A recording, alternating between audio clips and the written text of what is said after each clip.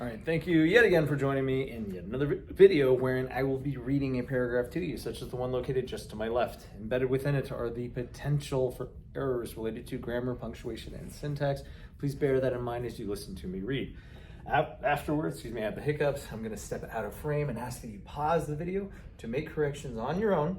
Resume when you feel as though you've exhausted all the potential corrections that there are to make, and hopefully you and I will stick around to correct them together. Let me know what you found that I missed as far as revisions or corrections in the comment section below. All right, for now, I'm going to go ahead and get started as mentioned by reading the paragraph. So starting at the top, the saltiness of the water is the reason that objects float so well in the lake. According to Rupert O. Matthews, which wrote the book, The Atlas of Natural Wonders, it is far easier to swim or float here than in any other stretch of water. Can you imagine how it would feel to float in this lake? You could even read a book as you floated along. Indirectly, the Dead Sea gets its name from its salt content. Can you guess why? The fact is, salt kills almost every form of life that it's swept into the Dead Sea, Very few organisms, such as certain kinds of bacteria, can live in the salty environment. All right, now's your chance to go ahead and pause. Please make those corrections and resume so that we can make corrections together. Alrighty. God bless these hiccups. All right, we're gonna go ahead and get started. So right at the top, the saltiness of the water is the reason that objects float so well in the lake. According to Rupert, proper noun, capitalized, O. Matthews, O being the initial in his middle name, which we're abbreviating. So two things. We treat it as a proper noun, which it is, it represents one, right? Let's capitalize it, and a period because it's abbreviated. Doesn't end the sentence, however, it does show that the name is incomplete. Which, we're talking about a person, not an object, so we're going to change this to who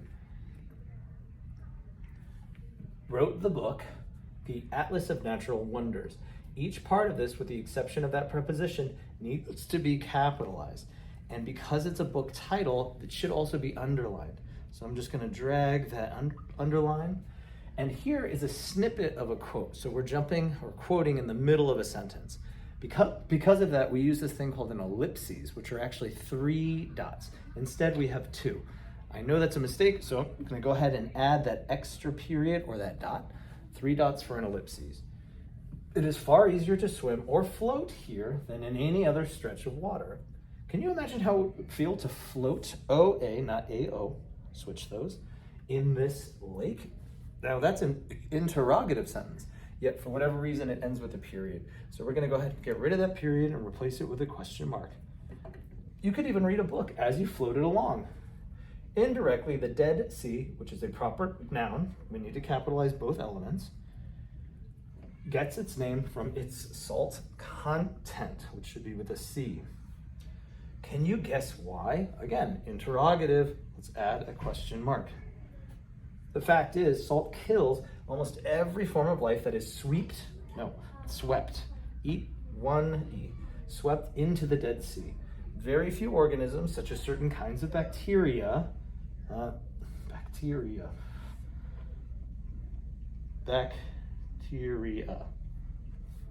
can live in the salty environment, period. Oh, okay.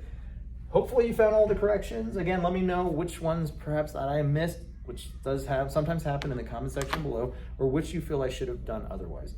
All right, thank you again for joining me. Subscribe if you'd like to join me again in another video, and like the video if you did find it helpful. All right, thank you.